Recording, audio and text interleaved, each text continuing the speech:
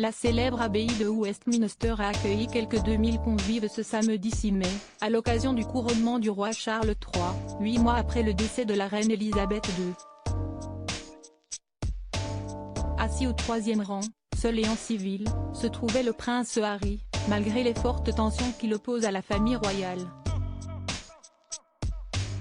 Et pour cause, à leur exil survenu en 2020, s'est ajoutée la diffusion d'un documentaire Netflix dans lequel Meghan et Harry règlent leur compte avec la couronne, décembre 2022, ainsi qu'un ouvrage autobiographique du prince nommé Le suppléant qui n'a épargné personne à Buckingham Palace, janvier 2023.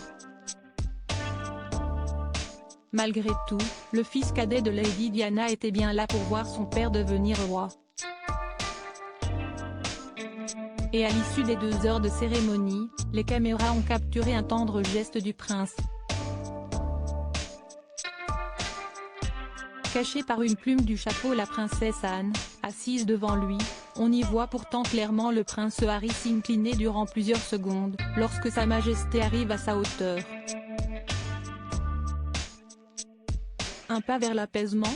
Si le prince Harry a fait le déplacement depuis Monte Quito, il ne s'est pourtant pas éternisé sur le sol britannique. Dès la cérémonie terminée, l'époux de Meghan Markle a sauté dans le premier avion pour la Californie, afin d'assister au 4e anniversaire de son fils Archie. Pourtant, quelques heures ont suffi pour que le duc de Sussex fasse face à plusieurs déboires. Relégué au 3e rang, entre la princesse Alexandra, la cousine de la défunte reine, 56e dans la ligne de succession, et Jack Brooksbank, le mari de la princesse Eugénie, Harry n'a pas, contrairement à son frère William, porté de vêtements d'apparat. De plus, les caméras n'ont pu capturer que de très brefs moments de son visage, à cause du fameux chapeau de sa tante. Et alors qu'il souhaitait quitter rapidement le Royaume-Uni après la cérémonie, le protocole l'a forcé à attendre son tour sur le parvis de l'abbaye. Et si tout semblait alors perdu, le roi à son tour fait un pas vers son fils.